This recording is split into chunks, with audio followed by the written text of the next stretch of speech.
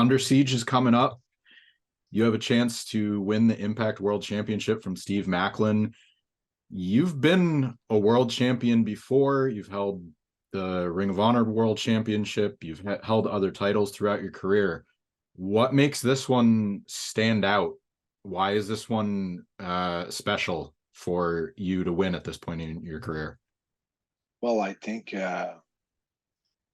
the big reason why this one is so special is like I feel like the way we've managed to portray PCO is not human, or French Canadian Frankenstein, or Perfect Creation One. It's just a step, 100 steps ahead of what I've done before with Ring of Honor or any other promotion. So it's been the build-up of the persona PCO has been so extreme, so well done, so creatively perfect that I feel it's a great timing. Yeah, and then it's super important for me. This one means a lot because it kind of like, if you get all those titles together and you add Impact on top of that, I mean, it just creates a larger legacy or a legend or whatever the expression. But it's, yeah, for me, it's a must. It's a very important thing to accomplish, to become Impact World Champion. Not to mention the fact that it's taking place in Canada. You're a native. Yeah. I believe you're in Montreal, though, right? Yeah, but it's still, it's in Canada. You have that pride, and Impact's really embracing as of late going to Canada. There's events in Windsor. Slammiversary is going to be in Windsor this July, and then obviously this event. After spending the majority of your career traveling the world, what's it mean to sort of be able to go back to Canada so much and revisit, not only for personally for yourself, go back and visit, Canada, but also have a promotion that is so focused on making an imprint there? Yeah, I mean, it's very rare. Like that with Ring of Honor, just to compare, we went to Toronto, maybe had a world title match in Toronto where I didn't win the first time, but that was just Toronto, and that was about it, about the Canadian tour, So now it's going to be the second time in Windsor for Slammiversary, Under Siege for a world title championship. For me, the opportunity to become world champion for Impact Wrestling, which is so big and a great opportunity. So, and there's talk about other towns too, like eventually in Canada and probably maybe Montreal eventually. So maybe at the end of 2023 or 2024. So it's quite huge. It's quite big. One of the other events that was just announced, Impact's going to be doing the Down Under tour. They're going to Australia.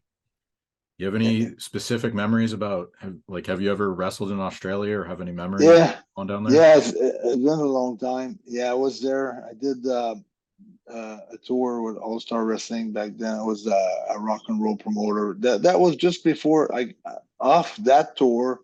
That's how TNA took off, because Jeff Jarrett was on that tour, hooked up with that promoter, and then hooked up with other people, but it all started over. And I think the discussion about starting when I first heard about TNA, Total Non-Stop Action or Impact Zone, or starting the company, it was in Australia, because I was on that tour with Jeff Jarrett back then, and Nathan Jones and Sid Vicious and Sabu and a bunch of other guys. It was a great tour. I mean, we sold out almost like the three places that we went. We went to Perth, Melbourne, and Sydney. So that was the three towns that we did, and they were all goods. So, and I've had a lot of people like on the independent scene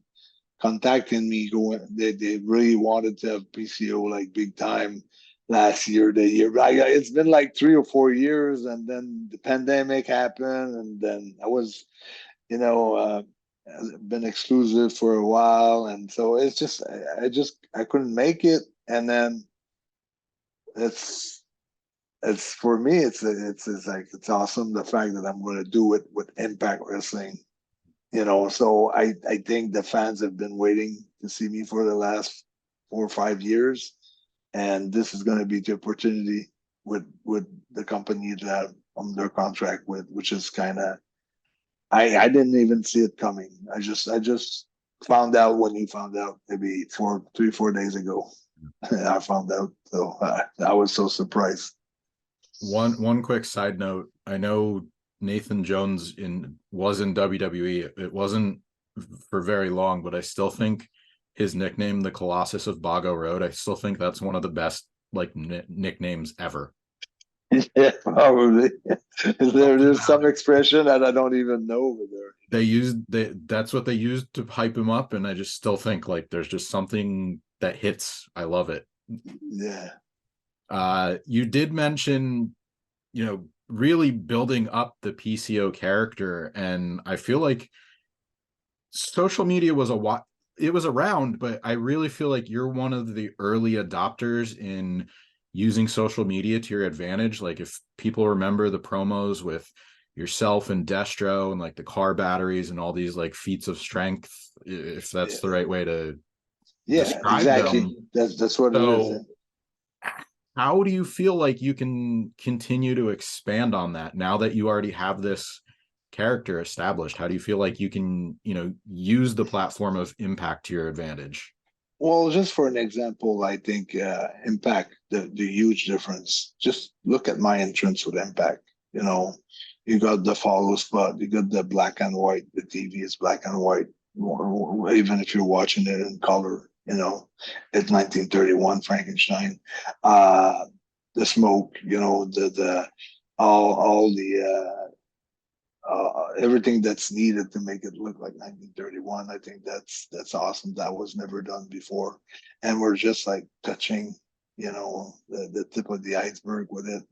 There's so much more we can do. Like we've used the cable, the jumper cables before. We used the earths and the car battery before, but I don't think we've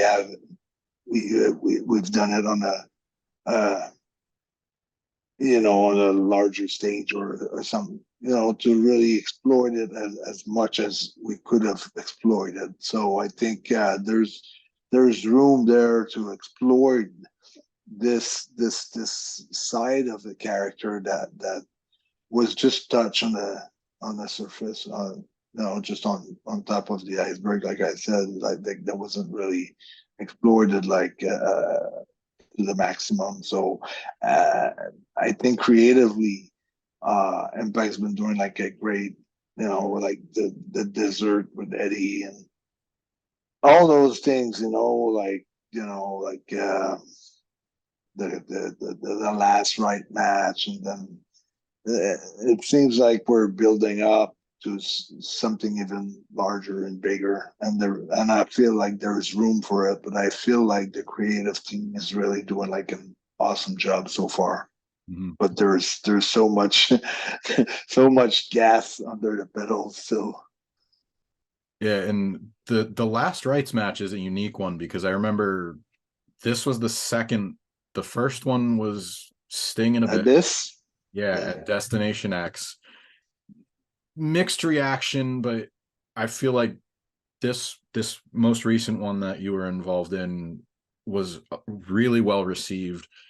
As far as match stipulations, match types like that, are you looking to maybe go back into TNA's past and work another match that they're famous for, like they have King of the Mountain, Lockdown, or is there like maybe a match that you'd like to Well, raise up I'd a like, little bit? yeah, I'd like to somehow be able to use the electricity, create something like, let's say, if say I would come into the ring chained up, and then Destro would unchain me and put the chain on the top turnbuckle, like this, not a long setup, but like if there's something where I need more power, or more electricity, or whatever, it's not far, then you can put the cables on the chain, and I can grab the chains, and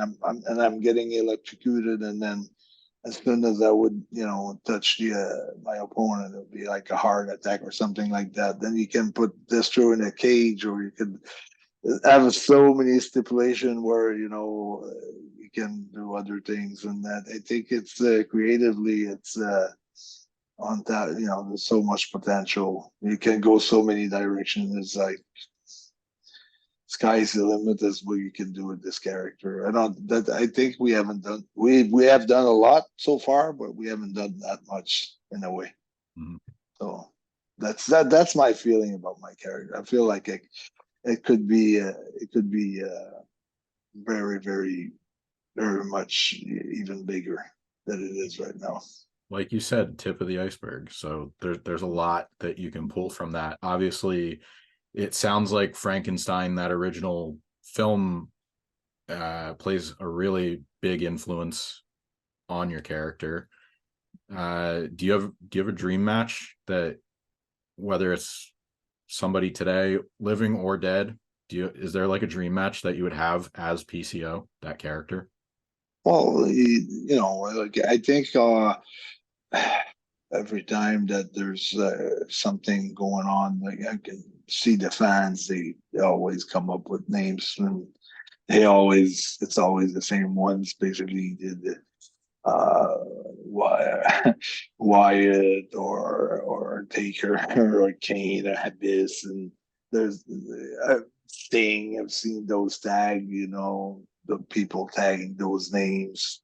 That's the names that most often are getting tagged in with my name for dream matches. So um, I don't know, like it's just I'm just focusing on what I can control and what could be possible. But yeah, it's good to dream sometimes. But I'm really, really, really, like happy the way that Impact's been treating me lately, or the last 2 years. Like everything that they've done with me, I think it's pretty awesome.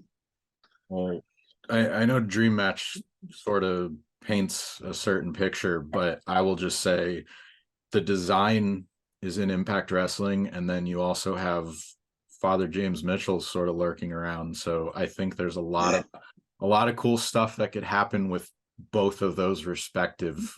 yeah, absolutely right. I usually do a watch list feature. I'll get match picks. Staying on topic, is there a match where you feel like the PCO character, like you feel like you finally reached that balance, or just feel like you wrestled a complete match where it was like the character was where it should be, the in-ring part is where it should be? Is there a match that comes to mind? Yeah, well, there's a few because the main thing about me is like I wanted people to really believe and to really think that PTO is not human. He can do things that no other people can do. So that's very important to me. That's one side of the character, other than all the theatrical and all the Shakespeare. That's very important to me. It's to something happens to me, to PCO, where you think, okay, now this is it. He's not getting up. You know, he's done. That's the end of it. And then again, he steps up, and that's very important to me. That character has this side of him that people find unpredictable. They don't know what's going to happen next. Malfunctions. I would love to have more malfunctions and to design them in a way where it becomes really unpredictable. Why, but I have to find a way to do it where people understand why I'm malfunctioning, but like some crazy stuff there, and also some crazy bumps. That would describe it, like crazy bumps, or something pretty crazy where for you just think, yeah, this guy's not human. It's impossible. He cannot do that. So that's very important to me. All right, here's my final question. People might remember you also worked as Jean-Pierre LaFitte for a while. It was a pirate character. What was your favorite thing you stole as a pirate? Probably Brett's jacket, of course. Oh, well, I sold many things. I sold the Puerto Rican flag. I sold the Brett's sunglasses, the Brett's jacket, and among others. But the jacket was that's something that was like kind of cool for me. Growing up, was a big fan of the Heart Foundations, the British Bulldogs. So to being able to have like great matches and to be able to feud with one of my heroes, that was pretty phenomenal for me. All right, But Impact personally, yeah. Impact Under Siege, May 26th, and then the Fallout taping is May 27th. Thanks for your And time. new And World Heavyweight Champions.